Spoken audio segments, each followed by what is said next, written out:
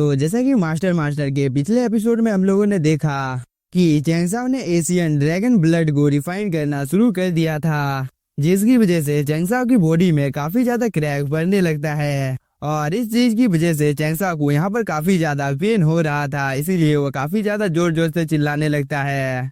और अब आगे एपिसोड की शुरुआत में हम चैंग साओ को देखते हैं, जिसकी बॉडी के अंदर से अब काफी ज्यादा टेरिफाइंग एनर्जी बाहर निकलने लगती है। साथ ही वह एशियन ड्रैगन ब्लड को रिफाइन करना कंटिन्यू रखता है, जिसे देखकर ये एल्डर काफी ज्यादा शॉक हो जाता है। और वो बोलता है चैंग साओ तो यहाँ पर एशियन ड्रैगन ब्लड को रिफाइन करने की कोशिश कर रहा है, मगर क्या चैंग साओ को पता नहीं है कि एशियन ड्रैगन ब्लड को केवल 9 हेवन के 5 एम्परर ही रिफाइन कर सकते हैं। फिर चैंग साओ इस चीज को सीधे यहाँ पर रिफाइन करने का कोशिश क्यों कर रहा है? क्या इसे मरने से डर नहीं लगता है? क्योंकि मैंने अपनी पूरी जिंदगी में चैंग साओ के जैसा पागल कल्टीवेटर नहीं देखा है। यह बोलने के बाद वह मन ही मन में यहाँ पर काफी ज्यादा गुस्से में आ जाता है। इधर हम चैंग साओ को देखते हैं, जो कि अभी भी एशियन ड्रैगन ब्लड को रिफाइन करना कंटिन्यू रखता है, जिसकी वजह से अब इसे यहाँ पर काफी ज्यादा पेन होने लगता है। साथ ही वह यहाँ पर काफी जोर से चिल्लाता है, जिसकी वजह से इसकी बॉडी के अंदर से काफी ज्यादा खतरनाक एनर्जी अब बाहर निकलने लगती है। और इस चीज को देखकर ये एल्डर अपने मन में सोचने लगता है कि यह चीज तो एक हेवनली वस्तु है, इसीलिए मैं इसे अपने हाथ से जाने नहीं दे सकता हूँ। इसीलिए मुझे इस जगह पर कुछ भी करना क्यों ना पड़े, मैं एशियन ड्रैगन ब्लड को हासिल कर कर रहूंगा। यह बोलने के बाद ये एल्डर धीरे धीरे कर चैंग साओ की ओर जाने लगता है, ताकि वह चैंग साओ के मिस्टीरियस स्वॉर्ड को चुरा सके। इधर हम चैंग साओ को देखते हैं, जो कि अपने सोल सी के अंदर में चला जाता है, क्योंकि इसे यहाँ पर काफी ज्यादा पेन हो रहा था। इसीलिए जैसे ही चैंग साओ अपने सोल सी के अंदर में आता है, तो एशियन ड्रैगन चैंग साओ के स्पिरिट के ऊपर हमला करना शुरू कर देता है।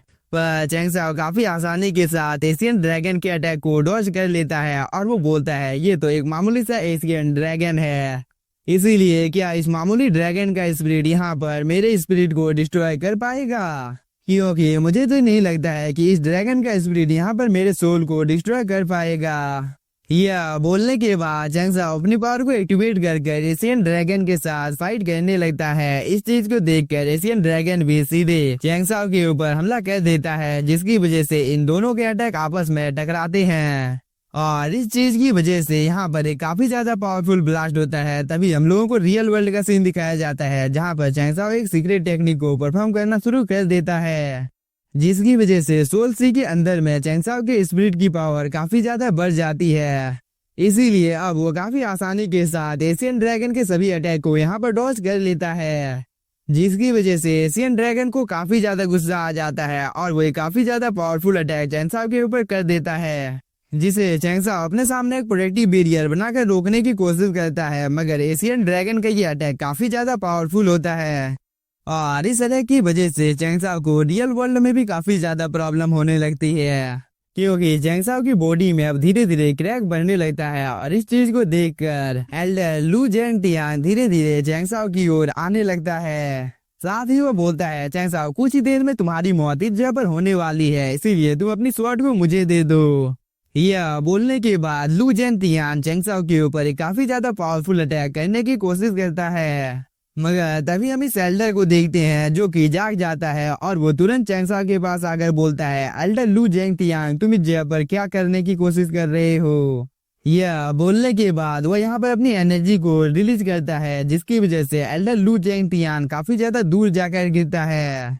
इसके बाद वो इस एल्डर की ओर देखने लगता है, और वो इस एल्डर को देखकर थोड़ा सा शॉक हो जाता है, क्योंकि इस एल्डर ने 9 हेवन के 5 एम्परर को ब्रेक थ्रू कर लिया था। इसीलिए एल्डर लू जेंगटियांग की हालत फिलहाल के लिए काफी ज्यादा खराब हो जाती है, क्योंकि इस एल्डर ने काफी ज्यादा पावरफुल स्लैश अटैक इसके ऊपर कर दिया था, जिसे एल्डर लू जेंगटियांग अपने स्पिरिचुअल पंच की मदद से रोकने की कोशिश करता है। पर यह अटैक काफी ज्यादा पावरफुल होता है, जिसकी वजह से एल्डर लू जेंगटियांग काफी ज्यादा दूर जाकर गिरता है, और इस अटैक की वजह से एल्डर लू जेंगटियांग यहाँ पर काफी ज्यादा इंजर्ड भी हो गया था। इसीलिए वो फिलहाल के लिए हार मान लेता है, और वो दोबारा से यहाँ पर कल्टीवेशन करने लगता है, ताकि वो अपने सभी इंजरियों को हील कर सके।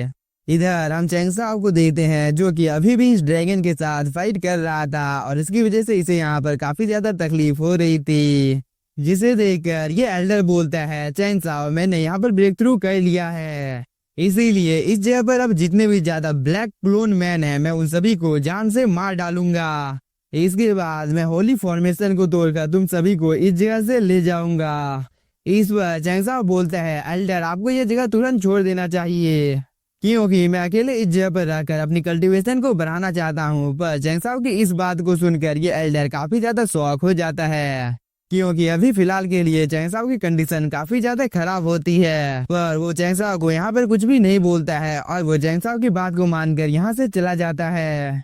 पर वो जाने से पहले चैंग साओ को यहाँ पर अपना ध्यान रखने के लिए बोलता है। इसके बाद ये एल्डर अपने साथियों के पास आ जाता है और वो अपने सभी साथियों को अपने पीछे आने के लिए बोलता है। इसके बाद वो इन सभी मार्क्समैन के पास आ जाता है और यहाँ पर आने के साथ ही एल्डर ने अपनी पावर को एक्टिवेट कर लिया था। इसके बाद वो इन सभी के ऊपर हमला करना भी शुरू कर देता है।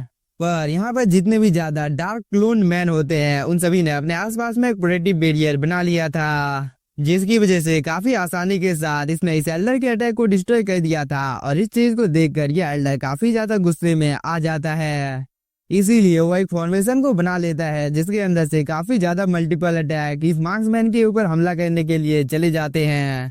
पर इस मार्क्समैन ने जो प्रोटेक्टिव बैरियर बनाया था वो काफी ज्यादा पावरफुल होता है, इसीलिए चैंग साओ के बाकी के दोस्त भी अपने बेस्ट मूव से इन सभी के ऊपर हमला करना शुरू कर देते हैं। और इन सब चीजों को चैंग साओ भी देख रहा था, इसीलिए वो इस एल्डर को बोलता है, आप केवल इस जगह पर निषद पावर का यूज कर ही इस चीज को तोड़ सकते हैं। इस बार ये एल्डर भी ठीक है बोलकर इस गेट के पास आ जाता है। साथ ही एक एक करके चैंग साओ के दोस्त भी इन सभी गेट के पास आ जाते हैं और इन सभी ने यहाँ पर अपनी पावर को एक्टिवेट कर लिया था, जिसकी वजह से इन सभी की बॉडी के अंदर से काफी ज्यादा हाई अमाउंट में स्पिरिचुअल एनर्जी बाहर निकलने लगती है। मगर तभी हम दोबारा से इस एल्डर को देखते हैं जिसने काफी ज्यादा पावरफुल फॉर्मेशन को अपेयर कर लिया था और वो से इन सभी गेट्स के ऊपर हमला करना शुरू कर देता है। और इस चीज को देखकर बियाओमिया पैलेस की ये लेडी भी अपनी पावर को एक्टिवेट कर लेती है। साथ ही गोल्डन एम्पायर ने भी यहाँ पर एक फॉर्मेशन को अपेयर कर लिया था। इसके बाद हम इन सभी कल्टीवेटर्स को भी देखते हैं जिनकी बॉडी के अंदर से काफी ज्यादा टेरिफाइंग एनर्जी बाहर निकलने लगती है, क्योंकि शायद से इन सभी ने भी ब्रेक थ्रू कर लिया था। पर तभी हम चैंग साओ को देखते हैं जो कि अपने सोल सी के अंदर में आ जाता है। और इस बार चैंग साओ यहाँ पर अपने एक सीक्रेट टेक्निक को परफॉर्म कर रहा था, जिसकी वजह से कुछ देर के लिए चैंग साओ के सोल बॉडी की पावर काफी ज्यादा बढ़ जाती है। और इस चीज की वजह से चैंग साओ ने काफी आसानी के साथ खुद से काफी ज्यादा दूर इस ड्रैगन को कर दिया था। इसके बाद वो यहाँ पर अपने हेवनली चेन्स को समन कर लेता है ताकि वो इस एशियन ड्रैगन को बांध सके। पर ये एशियन ड्रैगन तो इस जगह से बचकर निकलने की कोशिश करता है, मगर तब तक काफी ज्यादा लेट हो गया था, क्योंकि चैंग साओ अपने होली चेन में इस ड्रैगन को बांध देता है, जिसकी वजह से इस ड्रैगन की सोल बॉडी यहाँ पर डिस्ट्रॉय हो जाती है।